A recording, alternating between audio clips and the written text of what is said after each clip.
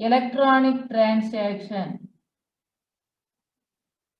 Electronic transaction. മിന്നണു പരിമാറ്റങ്ങൾ. One has to visit the bank and fill in a chellan or produce a check to withdraw money from his account. வங்கி சேமிப்பில் பணத்தை எடுப்பதற்கு நேரடியாக வங்கிக்கு சென்று படிவம் நிரப்பி அல்லது காசோலை வழங்கி பெறுவதற்கு பதிலாக பணம் எடுக்கும் இயந்திரம் மூலம் தேவையான பணத்தை எடுக்க தானியங்கி பணம் வழங்கும் அட்டை பயன்படுத்தினார்கள். Now this practice is gradually vanishing. Instead, one can easily withdraw the necessary amount from an automated teller machine. ATM abbreviation, automated teller machine. தானியங்கி பணம். வங்கிக்கு சென்று படிவம் நிரப்பி அல்லது காசோலை வழங்கி பெறுவதற்கு பதிலாக இயந்திரத்தின் மூலம் தேவையான பணத்தை எடுக்க தானியங்கி பணம் வழங்கும் அட்டையானது பயன்படுகிறது. ATM card. One can easily withdraw the money needed at any time at ATMs located everywhere. A person can deposit money in their account without visiting the branch.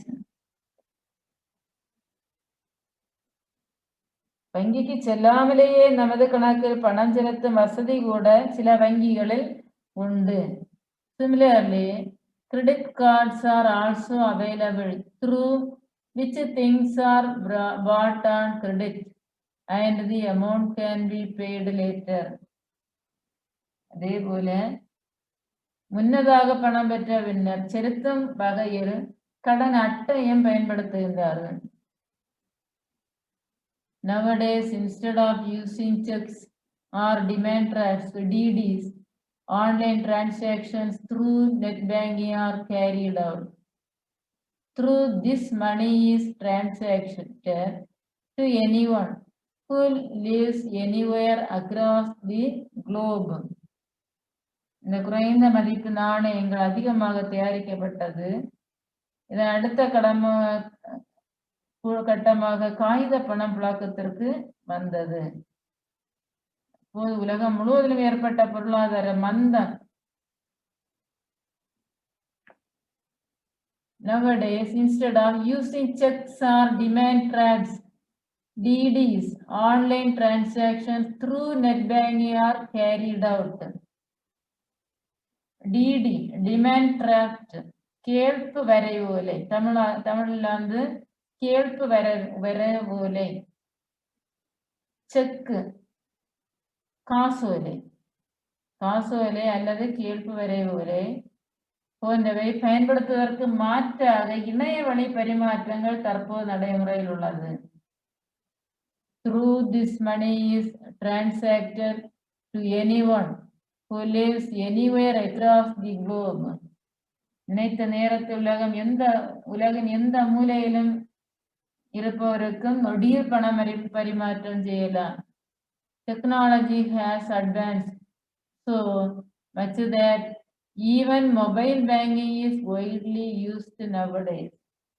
அலைபேசி மூலம் மின்னணு பரிமாற்றம் செய்யும் தொழில்நுட்பம் பரவலாக பயன்பாட்டில் காணப்படுகிறது.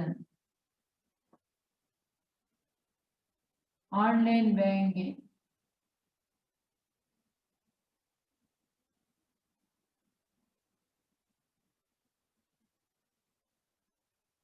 Role of the Reserve Bank of India. Reserve வங்கியினுடைய பங்கு. A government has the responsibility to regulate money supply and oversee the monetary policy. Hoarding of money must be avoided at all costs in a country's economy. Only then money can be saved in banks. பண பரிமாற்றத்தை பராமரிக்கும் பொறுப்பும் கண்காணிக்கும் கடமையும் அரசிற்கு உண்டு. பொதுவாக பணம் பதுக்கி வைக்கப்படுவது பொருளியலில் தவிர்க்கப்பட வேண்டும். ஆனால் இதனால் வங்கிகளில் பணம் சேமிக்கின்றார்கள். பெரும் பங்கு தொழில் வளர்ச்சிக்கும் பொருளாதார பயன்பாட்டிற்கும் ஏழைகளின் நலனுக்கும் பயன்படுத்துகின்றார்கள். A major portion of the savings in banks are used for the development of industries, economic growth, and various development schemes for the welfare of the people. This picture, Reserve Bank of India. All the major and important banks were nationalized. 1969 in India. The Reserve Bank of India regulates the circulation of currency in India.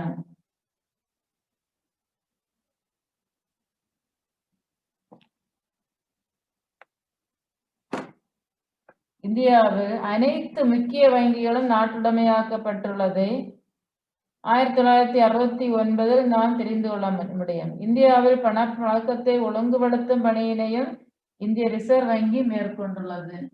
The Reserve Bank of India started its operations on 1st April 1935. It was permanently moved to Mumbai from the year 1937.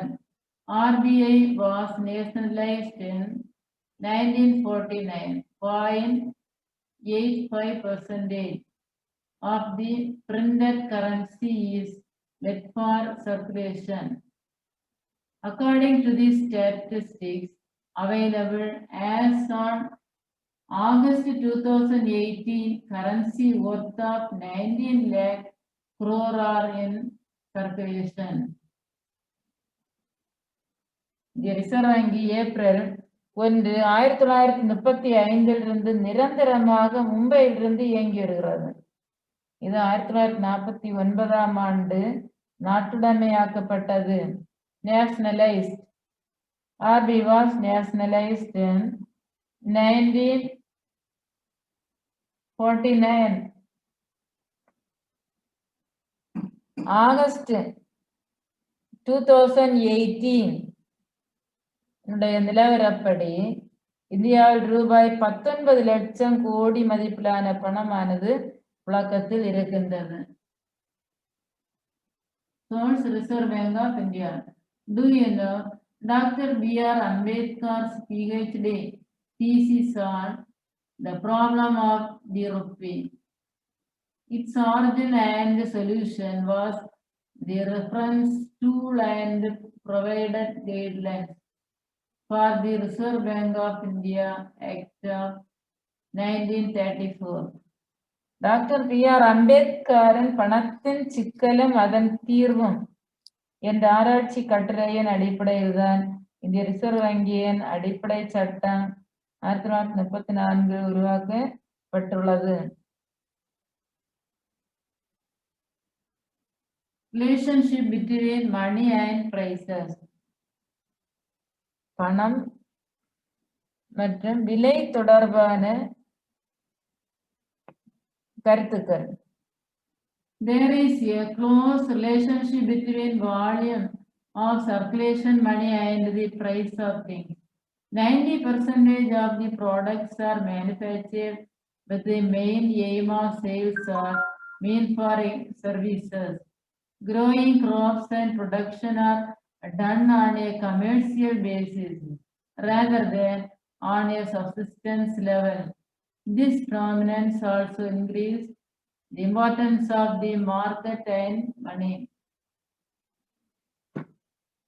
பணத்திற்கும் விலைக்கும் இடையுள்ள தொடர்பு. பொருட்களுடைய விலைக்கும் பணத்திற்கும் நெருக்கமான தொடர்பு உண்டு.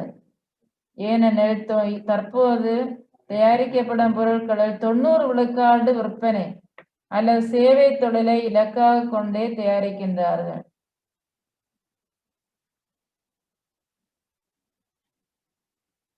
The relationship between money and price is connected with the monetary policy. பணத்திற்கு விலைக்கும் உள்ள தொடர்பு பணவியல் கொள்கையோடு தொடர்பு கொண்டது. there is a close relationship between the growth of money supply and inflation. Price controls play a very important role in a country's economic stability. This role is played by the Central Bank of our country, RBI in India. பணத்திற்கும் விலைக்கும் உள்ள தொடர்பு பணவியல் கொள்கையோடு தொடர்புடையது. பண விநியோக வளர்ச்சிக்கும் நீண்ட கால விலை வீழ்ச்சிக்கும் இடையிலான நெருங்கிய உறவினை நாம் காண முடியும். ஒரு நாட்டின் பொருளாதார நிலைத்தன்மையில் விலை கட்டுப்பாட்டிற்கு முக்கியமான பங்களிப்பு உள்ளது. இந்தியாவில் ரிசர்வ் வங்கி இதனை கண்காணித்து வருகிறது. Currency is the medium of exchange in a country. The Indian currency is called the Indian rupee, INR. In a country, the foreign currency is called foreign exchange. இந்தியாவின் செலாவணி ரூபாய் என்று அழைக்கப்படுகிறது. உள்நாட்டில் அந்நிய நாட்டு செலாவணி, வெளிநாட்டு செலாவணி என அழைக்கின்றார்கள்.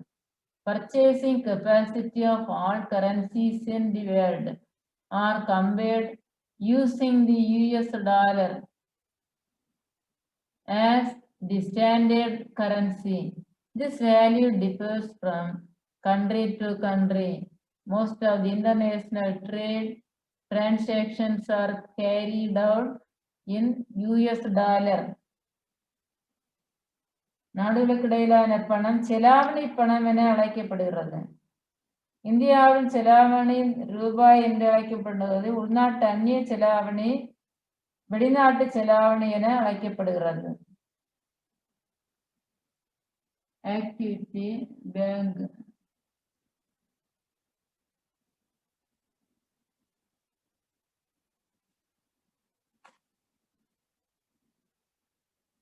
Set up your classroom like a bank. வகுப்பறையிலேயே ஒரு மாதிரி வங்கியை நாம் அமைக்க வேண்டும். With the help of your teacher, act as a cashier, branch manager, assistant manager, customs, etc. வகுப்பறையில் மாதிரி எடுத்தபோது உன் வகுப்பறையில் ஒரு மாதிரி வங்கியை அமைக்க வேண்டுமா? ஆசிரியர் வழிகாட்டுதலோடு காசாளர், கிளை மேலாளர், துணை மேலாளர், வாடிக்கையாளர்கள் போல் நடித்து காட்ட வேண்டும். காசு வேலை, கேள்பு வரை போல ஆகியவற்றுடைய மாதிரிகளை மாணவர்களிடம் செய்யவும் பணிக்கலாம். ஃபங்க்ஷன்ஸ் ஆஃப் மணி, பணத்தினுடைய செயல்பாடுகள். When money replaced the barter system, a lot of practical issues were solved. பண்டமாற்று முறையினால் உருவாகும் சிக்கல்களுக்கு மாற்றாக பணத்தின் வரவு பெரிதும் உதவி வருகிறது. Money acts a medium of exchange, a unit of measurement, a store of value and standard of deferred payments. It plays an important role in transactions. நாடுகளுக்கு இடையிலான செலாவணி அமெரிக்க டாலர் அடிப்படையில் மதிப்பிடப்படுகிறது. இந்த மதிப்பு நாடுகளுக்கு நாடு வேறுபடுகின்றது.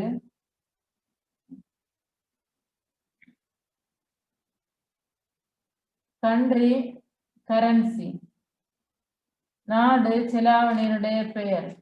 இந்தியா ருப்பி, இங்கிலாந்து pound, European Union euro, Canada dollar, Japan yen, China yuan, Saudi Arabia riyal, Australia dollar, Malaysia ringgit, Malaysia, Pakistan rupee, Sri Lanka rupee. Activity foreign exchange, अन्य चलावणी. Let the teacher bring copies of Indian rupees and foreign currencies. Distribute the foreign currencies to pairs or groups. Let the students convert it into Indian rupees and collect the equivalent amount of rupee from the teacher. When all groups complete the foreign currency can be given to another group in the next round.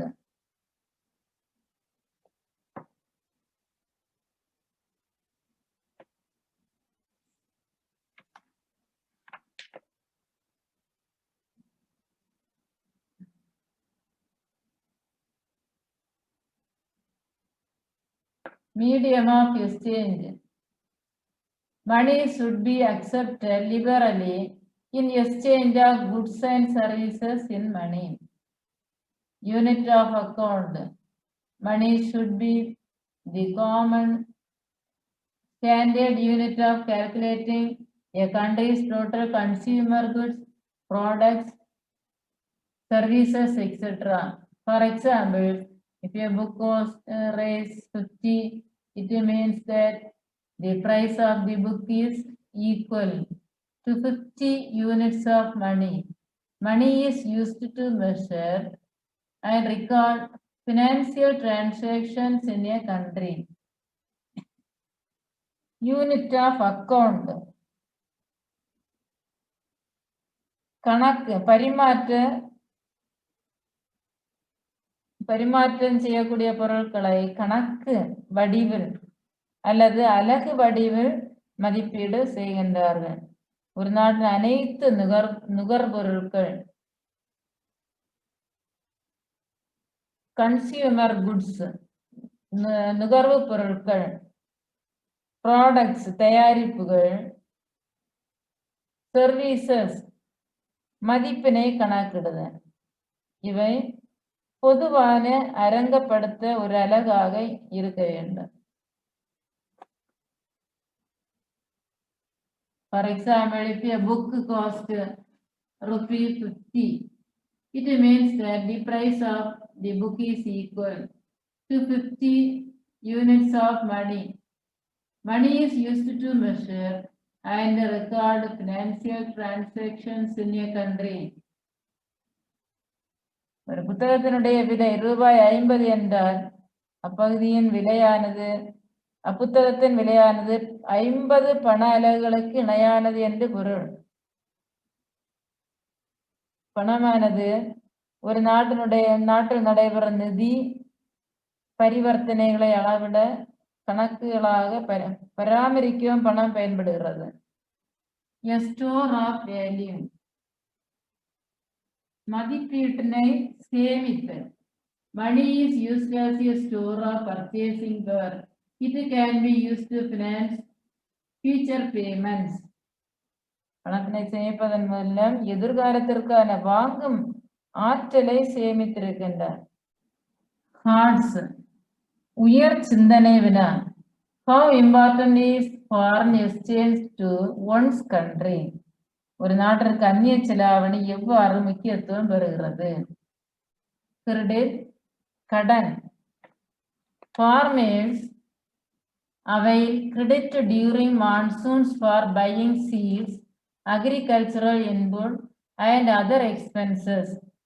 விவசாயிகள் தங்களுக்கு தேவையான விதை, இடுபொருட்கள் மற்றும் செலவுகளுக்காக பருவ காலங்களின் போது கடன் பெறுவதை காணலாம்.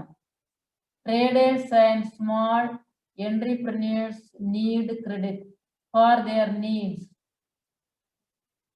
சிறு தொழில்களில் ஈடுபடுபவர்கள், வணிகர்கள் தங்கள் தேவைகளுக்கு கடன் பெறுகிறார்கள்.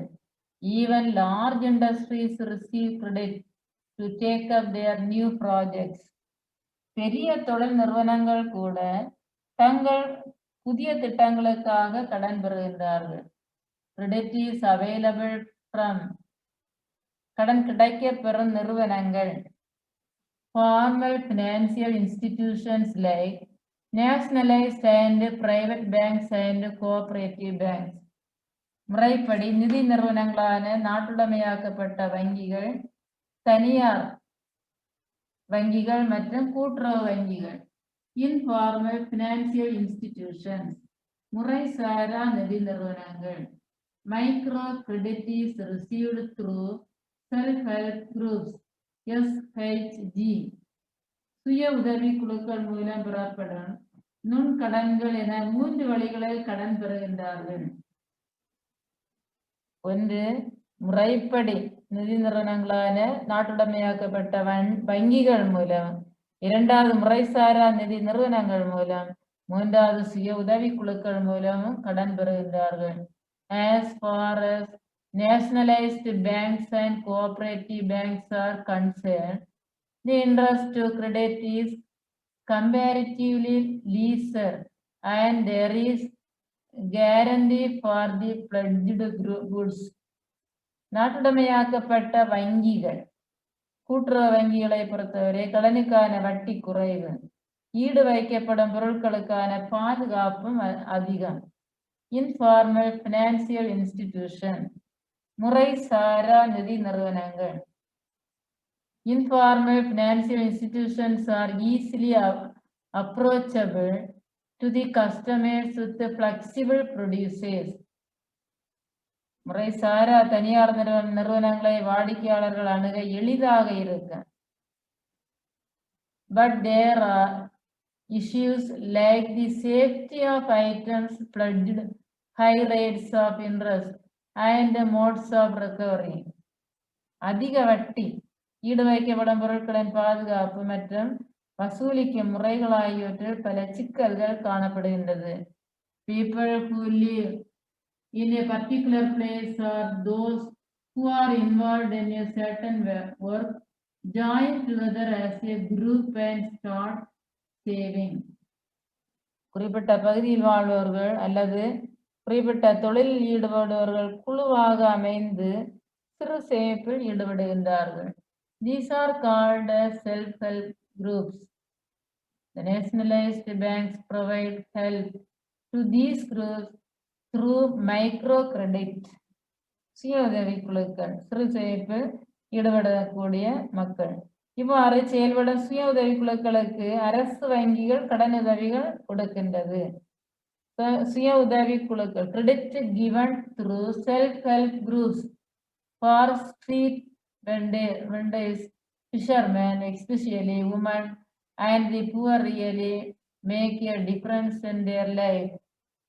மீனவர்கள், குறிப்பாக வியாபாரிகள், மீனவர்கள், குறிப்பாக பெண்கள் மற்றும் விளிம்பு நிலை மக்களுக்கு பயனளிப்பதாக உள்ளது. In Tamil Nadu, all the banks have 10,612 branches across the state. They carry on a total transaction of around 15 lakh crore rupees during the financial year 2017 to 2018. தமிழ்நாட்டில் 10,212 வங்கி கிளைகள் உள்ளது. 2017-18 நிதியாண்டில் ஏறத்தாழ 15 லட்சம் கோடி ரூபாய் பணப்பரிமாற்றம் நடைபெற்றது. State Bank of India.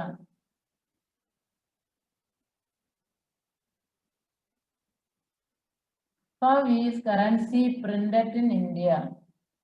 இந்தியாவில் பணம் எவ்வாறு அச்சிடப்படுகிறது? 1 rupee and 2 rupee notes were first printed in India in the year 1917. முதலாக 1 ரூபாய் மற்றும் 2 ரூபாய் நோட்டுகள் இந்தியாவில் 1917 தான் தயாரித்து வெளியிட்டார்கள். The Reserve Bank of India is empowered to issue the Government of India notes since 1935. 1935 பணப்பொறுப்பு அனைத்தும் இந்திய ரிசர்வ் வங்கியினுடைய கைக்கு மாறுகின்றது. 500 rupee note currency was introduced later. 500 ரூபாய் நோட்டு பணத்தை அறிமுகப்படுத்துகின்றார்கள். In 1940, 1 rupee notes were issued again. முதலில் 1 ரூபாய் மற்றும் 2 ரூபாய் நோட்டுகள் தயாரித்து வெளியிட்டார்கள். Till 1947, the currency notes were the image of King George VI were in circulation. After independence, the Government of India issued currency note. 1935 பணப்பொறுப்பு அனைத்து இந்திய ரிசர்வ் வங்கியினுடைய கைக்கு வந்தது. அதன் பிறகு 500 ரூபாய் நோட்டு பணத்தை அறிமுகப்படுத்தியது. 1940 மீண்டும் 1 ரூபாய் நோட்டுகளையும் வெளியிட்டது. 1947ஆம் ஆண்டு வரை 6ஆம் ஜார்ஜின் உருவம் பொறித்த பணமே புழக்கத்தில் இருந்தது. சுதந்திரத்திற்கு பிறகு இந்திய அரசால் நோட்டுகள் வெளியிடப்பட்டது.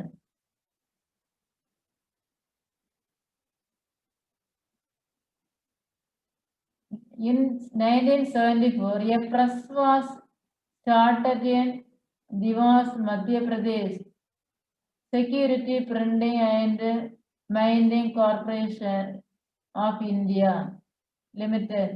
In the 1990s, 2 more presses were started in Mysuru, Karnataka and Salboni in West Bengal to print banknotes. 1917 தான் முதலாக ₹1 மற்றும் ₹2 நோட்டுகள் அச்சடித்து வெளியிட்டார்கள். ஆங்கிலேய அரசு 1925 மகாராஷ்டிரா மாநிலத்தில் உள்ள நாசிக்கில் ஒரு அச்சகத்தை அமைத்து 3 ஆண்டுகளுக்கு பிறகு ₹1 நோட்டுகளை அச்சடிக்க தொடங்கினார்கள். The Reserve Bank of India has the authority to decide the value of currency to be printed and how the amount should reach its destination safely. மத்திய பிரதேசத்தில் உள்ள தேவாஸில் 1974 ஒரு அச்சகம் தொடங்கினார். இந்த 2 அச்சகங்களை தவிர 1990 கர்நாடக மாநிலத்தில் உள்ள மைசூரிலும் மேற்கு வங்காளத்தில் உள்ள சல்பானாயிலும் ₹1 மற்றும் வங்கிகள் சம்பந்தப்பட்ட ஆவணங்களை அச்சடிக்க மேலும் 2 அச்சகங்களை இந்திய ரிசர்வ் வங்கியிடம் தொடங்கியது. இந்திய ரிசர்வ் வங்கி 2 அச்சகங்களை தொடங்கியது. Though the RBI has the power to print up to 10,000 rupee notes, at present a maximum of up to ₹2,000 is printed. 10,000 மதிப்புடைய நோட்டுகள் அச்சடிக்க இந்திய ரிசர்வ் வங்கிக்கு அதிகாரம் இருந்தாலும் தற்போது அதிகபட்சம் ₹2,000 மதிப்புரையிலான பணத்தை மட்டுமே அச்சடிக்கப்படுகிறது. Recap. மேற்பார்வை. Barter system flourished where civilizations thrived. நாகரிகங்கள் வளர்ச்சியடைந்த பகுதிகளில் பண்டமாற்று முறை செழித்து துவங்கியது. Gold, silver and copper were called ancient money. தங்கம், வெள்ளி மற்றும் செம்பு ஆகிய உலோகங்கள் புராதன பணம் என அழைக்கப்பட்டது. Pepper and spices took a major share of exports. மிளகு மற்றும் நறுமணப் பொருட்கள் அதிக அளவில் ஏற்றுமதி செய்யப்பட்டது. Paper money was introduced because metal supply was limited. லோக பற்றாக்குறை காரணமாக காகித பணம் அறிமுகப்படுத்தினார்கள். Mobile banking is widely used nowadays. தற்போது பண பரிமாற்றத்திற்காக அலைபேசி மூலம் வங்கி செயல்பாடுகள் மூலம் மேற்கொள்ளப்படுகின்றது. A government has the responsibility to regulate the money supply and overseas circulation. அலைபேசி அதோடு மட்டுமில்லாமல் government has the responsibility. இந்தியாவில் பண பரிமாற்றத்தினை பராமரிப்பது அரசனுடைய கடமை, கண்காணிப்பது அரசனுடைய கடமை. All the major and important banks are nationalized in India. அனைத்து பெரிய மற்றும் முக்கிய வங்கிகள் நாட்டுடைமையாக்கப்பட்டது.